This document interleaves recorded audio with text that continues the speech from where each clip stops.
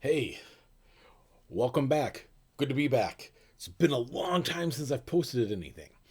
I meant to take a couple weeks off for the summer, and I ended up taking off more like a month, I think. So, sorry about that, but I'm back here now. I've got some coffee, and I'm ready to go with the story of the final of the Olympians. The 13th, the one who filled the 12th seat. And I know those numbers don't match up, but we'll get back to that in a moment, or at the end of the story, actually. But this is the story of Dionysus. And Dionysus is interesting in that he is a demigod, technically. He was born of a mortal mother. And it's not unheard of, but he did not start out on Mount Olympus with the other Olympians. Because Zeus was his father, and I know this is going to surprise you, Hera, not his mom. Shocker. But yeah, Zeus is being Zeus. And Zeus had decided to spend some time, multiple times, with a princess named Semele. And he was very fond of Semele, and he had been visiting her for quite a while. And Semele was now pregnant. She was with child, as they would say. And Hera heard about this, and surprisingly, not very happy about it. And Hera did occasionally lash out at these sort of side children of Zeus. We talked about it with Apollo and Artemis. We'll talk about it again with Heracles. But Dionysus, oof, it's kind of rough. Because she was lashing out before he was even born. See, Hera disguised herself as a mortal. She hid her godly powers, made herself look like a crone, to use the old word, an older woman. And she came down to visit. And she went door to door with her basket of flowers that she was selling.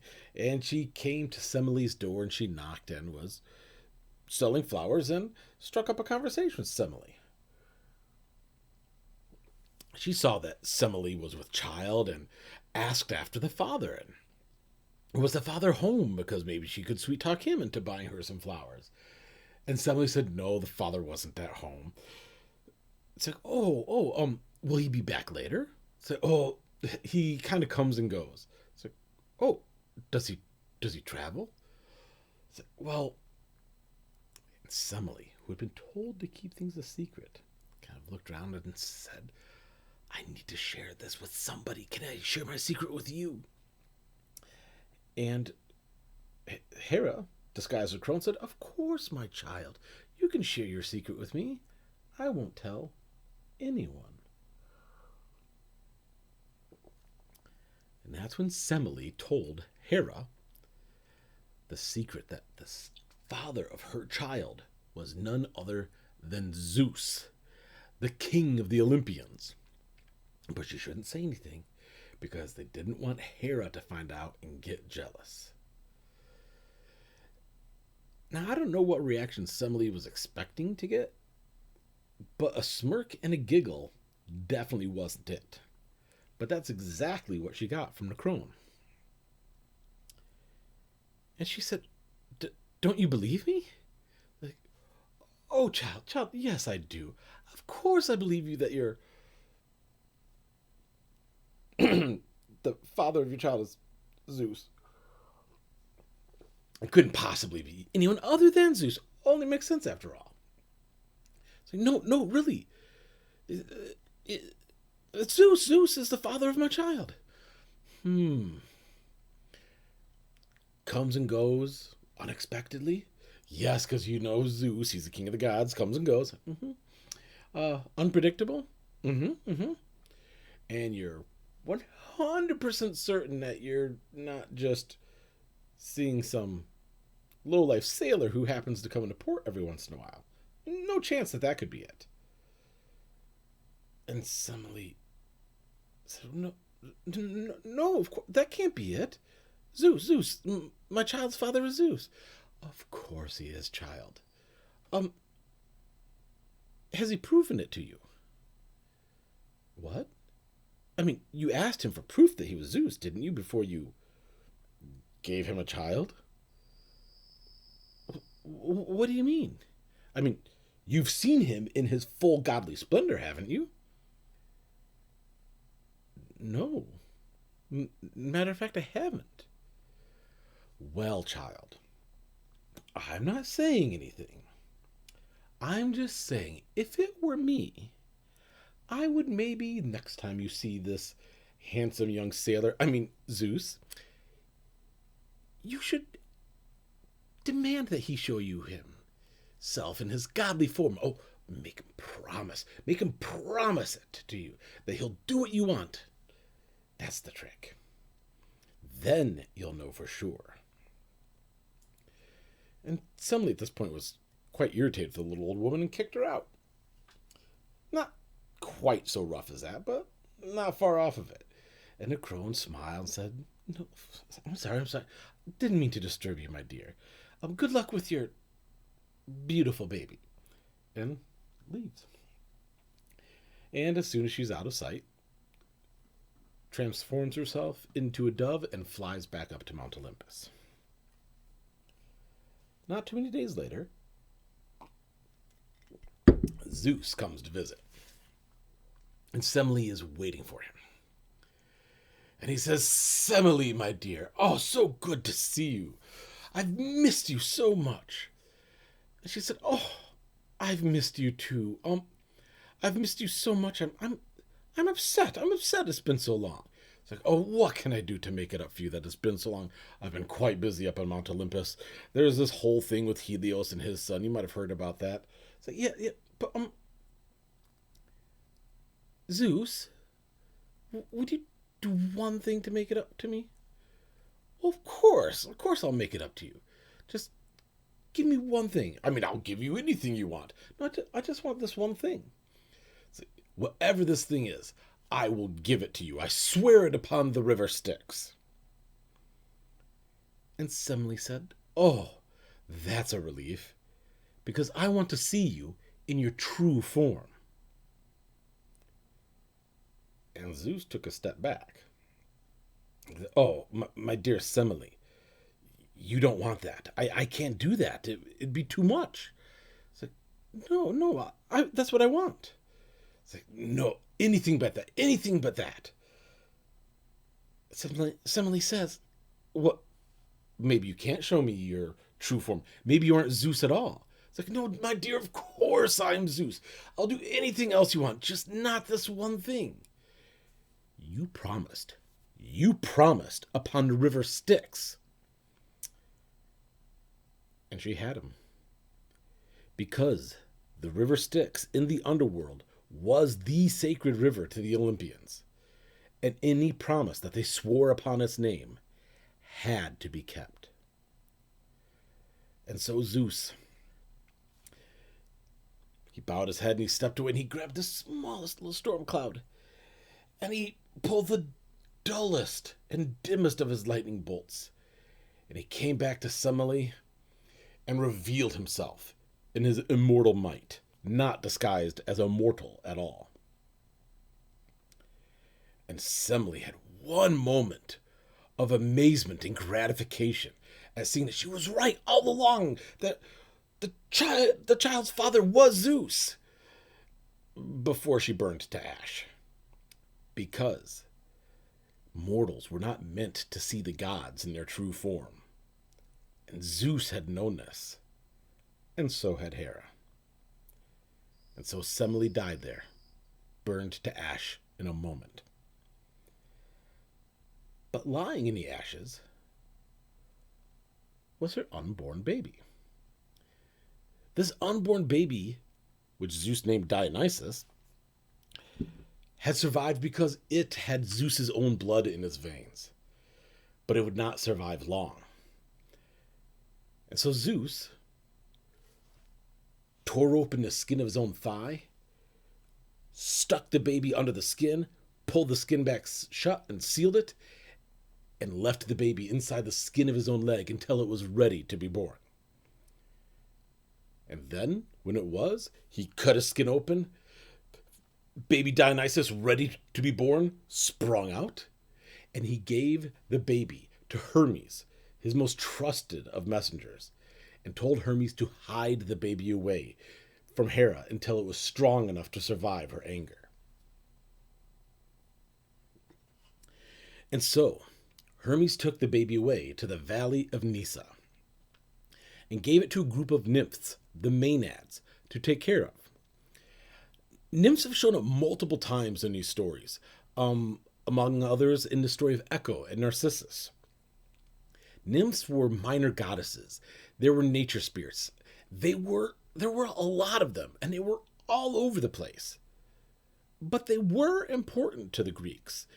There's a passage where Zeus calls a council of the gods, and all the Olympians show up, and all the nymphs.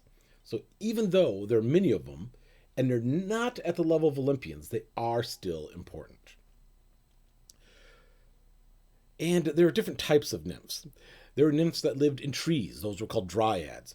There were nymphs that lived in the flowers. They were called the Meliae. The nymphs of the mountains were the Oreads. The nymphs of the springs and rivers and freshwater were the Naiads. The nymphs, the sea goddesses of the waves, they were the Nereids. This particular group was called the Maenads.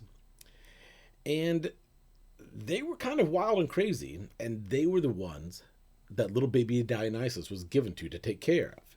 And they became his followers for the rest of his immortal life. And little baby Dionysus grew up rapidly, as gods do, in this valley, playing with lions and leopards and tigers, and spending his days in the company of the Maenads. And this valley, the Valley of Nysa, was known for its vineyards, for the grapes that grew there.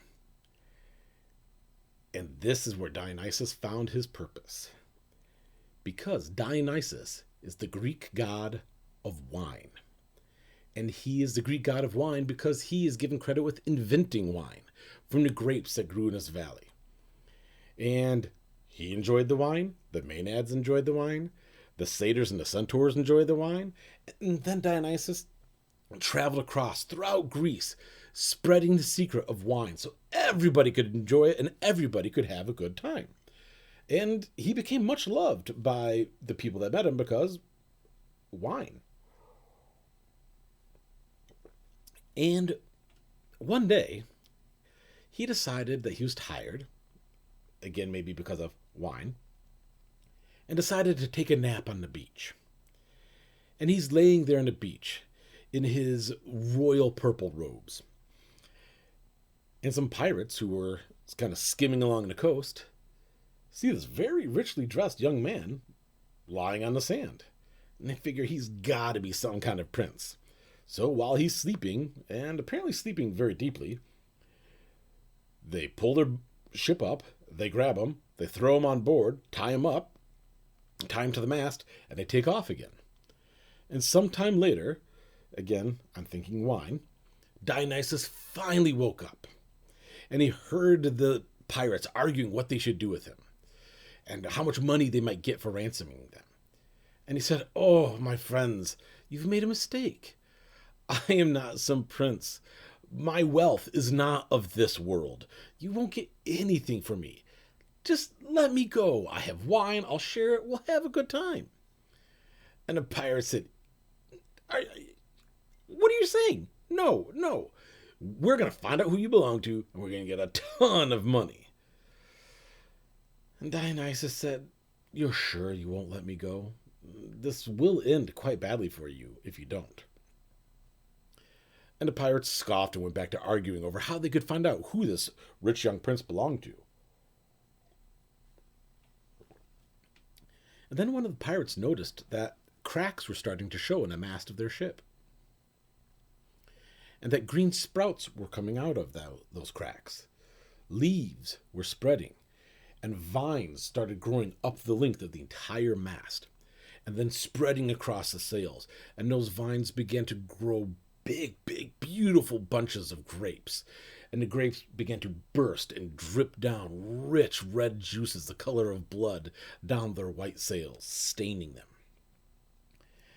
And the pirates began to freak. They said, okay, we'll take you back. But it was too late, because at this point, Dionysus had decided that these pirates needed to learn a lesson. And the vines grew and grew and grew until they ripped through the planking of the ship and tore the ship apart.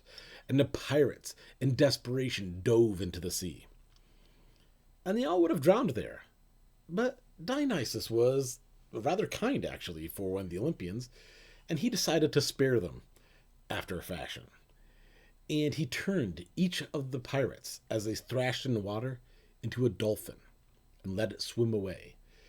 And to this day, that's why dolphins are considered one of the most human-like of the animals that live in the sea. And the ship sank, but Dionysus drifted ashore, carried on a bed of vines, and he decided that maybe he'd had enough of the mortal world, and it was time to go up to Mount Olympus. And he gathered his Maenads, and they lifted him up on their shoulders. And they draped him again in his purple robes and the leopard skins and the tiger skins. And they carried him up to Mount Olympus, followed by a pack of leopards and tigers. And they carried him straight into the throne room on Mount Olympus. And Hera threw a fit. There was no way she was going to let this half-human thing be in her throne room. And that's when Zeus did a rare thing, and he stood up to Hera and said, "Enough!" And he pounded his fist on the arm of his throne so hard that the marble cracked and the throne room shook. And Hera, who was not an unintelligent woman, realized she had pushed it one step too far, and she went quiet. But there was still a problem, because Dionysus needed a throne, but there were no more thrones in the throne room. All the spots were full. There were the 6 original children of Rhea and Cronus, and then there were the 6 newcomers, but now there was a 7th newcomer. But Hestia, being Hestia, didn't want any strife, didn't want any struggle, and she said, "I'm the goddess of the hearth. My place is by the fire anyway." And so she gave up her throne, happily, to Dionysus, as she took up a stool by the hearth, by the fire. And Dionysus sat in her simple throne of wood, and again, immediately, vines grew out of it, and grew heavy and draped with bunches of grapes. And so the Olympians had their final member in the form of Dionysus. And I knew I was going to say one more thing. As a favor to his son, Zeus gave him a welcoming gift. And that welcoming gift was that Semele was brought up from the underworld to Mount Olympus to keep her son company. So, even though she got burned to ash, she pretty much has a better happy ending than most of the women that Zeus spent his time with. Well, that's it for the story of Dionysus, and that's it for the stories of the Olympian gods. And I have a choice I have to make. I could go straight into the story of Heracles, who is the greatest of the Greek heroes, or I could take a sidestep into Norse myth. And I haven't really decided what I want to do yet. Send me a message if you want to cast a vote either way. But I will have another video waiting for you next Tuesday. So, have a good night. Find some good stories. Bye.